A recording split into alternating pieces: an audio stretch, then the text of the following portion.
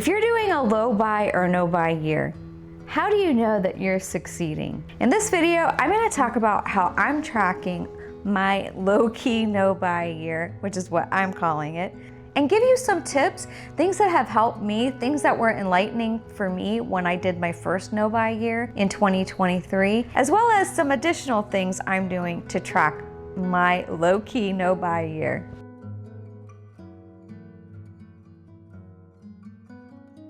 Welcome back, Awakening Beauties. If this is your first time joining me, I welcome you. My name is Robin, and today I'm talking about how I'm tracking my low buy year.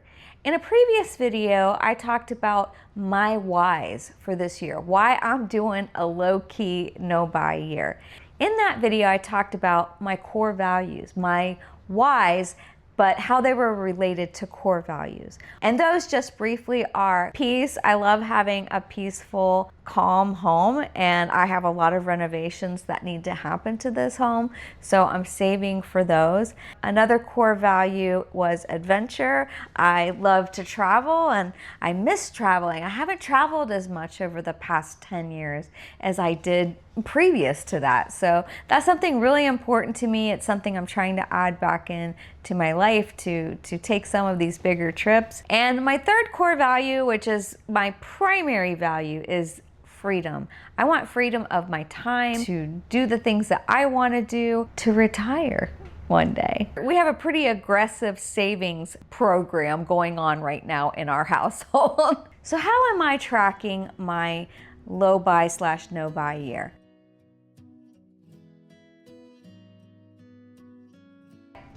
I've had this and I've had it for years. I've created an Excel worksheet which has our budget on it and what all of our actual expenses are week by week. These are non-negotiable bills, some of these like mortgage payment and utilities and so on and so forth. But then I put on there, what's left over that I know that I can put towards retirement, that I can put towards savings and put towards other projects as well. And so I've had this ongoing worksheet that goes month by month for many, many years. Linked to that are other worksheets where I can calculate if I do put this amount in savings, this is how much I'm going to have by the next 2 years. I've budgeted out for the next 2 years. And put in there, I've put in all of the projects that need to happen. The projects, the vacations that we're planning to take, other bills that come like quarterly or every 6 months. I have all of that figured out, and then I have other sheets that show me how long it's gonna take to have my mortgage paid off and when I'm going to have our home equity line of credit paid off. Which, unfortunately, because of having to do our roof and our drainage field this past year, it's gonna take a little bit longer to get that paid off. So having those things paid off actually kind of comes secondary to one of our bigger goals, which is being able to retire. And so we are maxing out our IRAs. We both have Roth IRAs. I am putting into my 401k at work.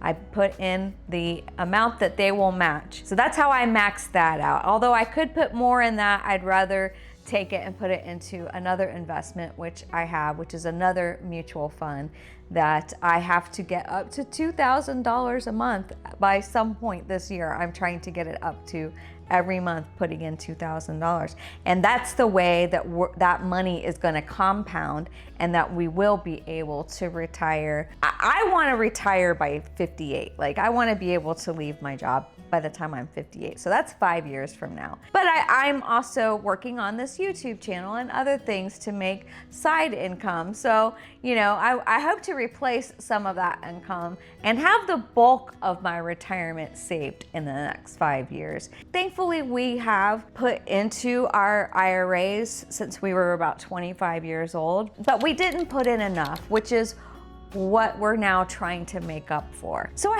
have that Excel worksheet, which certainly you could put together either a Google sheet, or if you have Excel, you can make a budget like that for yourself. But it's really important to track it. I track it weekly. I like to sit outside on the weekends and I look at my spreadsheet and I say, yes, this got paid, yes, this got paid. And then I look to see if the amount that I thought I was gonna have left by the end of that week is what I actually have. And if I do, great, then I'm able to put money into savings, which some of it is automated, which is something I definitely recommend, to automatically pay yourself first. But there's amounts that are above and beyond those automatic savings, because you don't know. Sometimes something might come up, your car might break down, or you have an unexpected expense like taking your dog to the vet. Barring any of those kinds of circumstances, if I still have that money left over, then on the weekend when I'm looking at all of everything that we've spent, I will go ahead and put that money into savings where it is allocated to.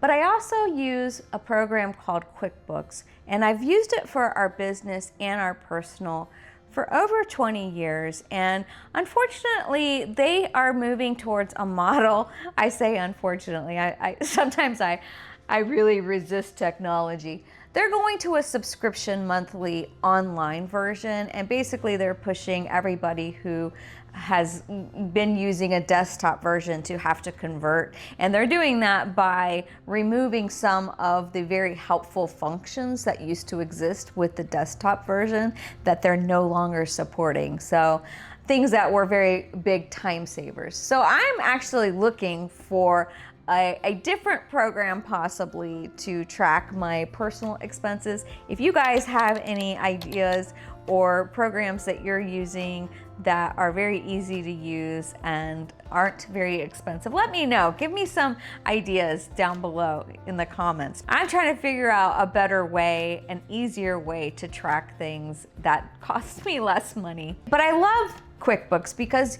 you can really, as long as you're inputting the data, you can spit out reports and really see trends in your spending and trends year over year, and even for multiple years, and how much your expenses have gone up, or how much you've saved, how much you've cut certain expenses. It is important to use some sort of system to track your spending, to be able to sort of run some graphs or whatever suits you, whatever you enjoy looking at. Data is power, actually.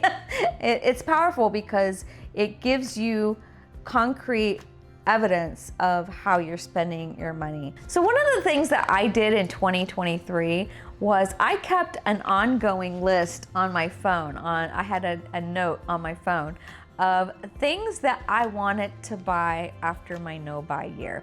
And this was so that if I needed a replacement product, I could look at my list and say, oh, okay, I'm gonna try this mascara now that I've used up the one that I am using. But really, most of the things on that list were things that I knew I wasn't gonna be able to buy until I finished my no-buy year. And the interesting thing that happened with that was that I didn't end up wanting those things once my no-buy year ended. In fact, I bought very few of the things that were on that list, which really was enlightening. It helped me to see that the craving, the urgency, the desire for that thing had faded. If I just waited, that desire would fade, and it did. And I ended up not really wanting any of the things that were on that list.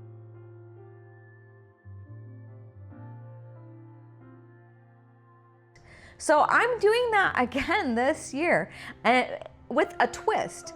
I'm making the list of month by month, day by day, of things that I wanted to buy that I put in my cart on Amazon or somewhere else, and then clicked save for later.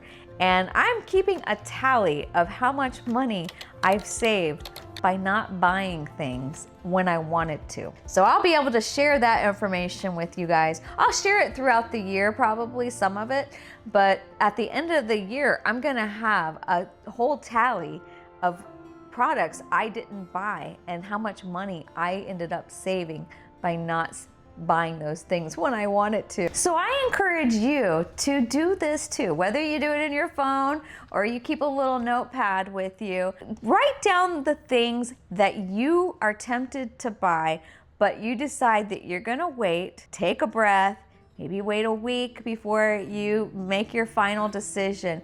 And I think you'll be really surprised that by the end of the week, if you gave yourself a week, you don't really want that item anymore. Very few things stayed on the, oh my goodness, I have to have this list. I know that I literally saved thousands of dollars by doing that in 2023. I am keeping another ongoing list though of things that I do plan to buy this year.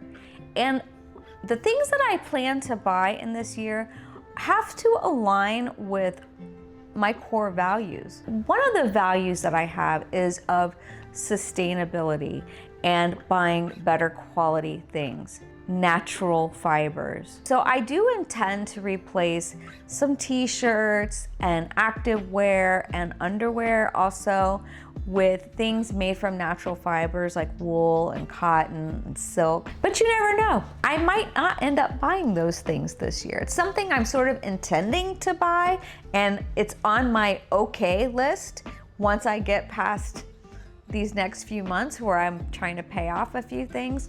I do have those as intentional things that I want to start buying, but I have a budget for those and I'm going to stick to that budget. And then there are things that I want to invest in to make my house a little more cozy, that will enhance the environment of our home, such as houseplants. I don't have any houseplants, and I haven't for years.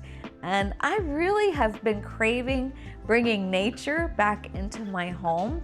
I feel like that does meet a core value of, making my home peaceful and calm, and also helping to clean the air that we breathe inside the home by bringing in some houseplants. So those are just some examples of things that I do intend to buy this year. That's why I'm not saying this is a complete no buy year the way that 2023 was, because there are things that I do intend to buy this year, but they align with my values. But the key is that any of these wants, any of these things that I am either intending to buy in 2026, or the things that I'm putting on my notebook of things I didn't buy, things I almost bought, the key thing is that none of these can take precedence over my ultimate goal of aggressively saving for retirement, renovations, and travel. I mean, it's hard to say retirement comes before some of those other things because, retirement, that's future Robin, and it's hard for me to imagine future Robin, but I'm trying to. I'm trying to imagine future Robin being retired and living my life as if I'm that person right now. So let me know, what are you saving for? What values are of importance to you that you have aligned the things that you're saving for or looking to do this coming year?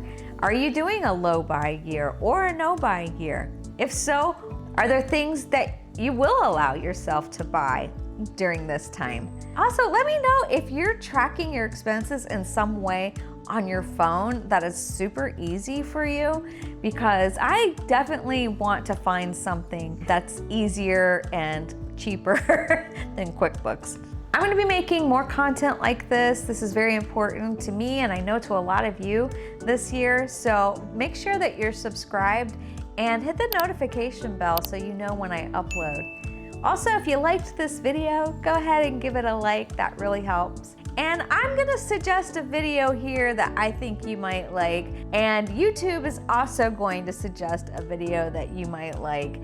And so I hope you'll stick around and watch one of those. Until next time, you know it, you're doing great.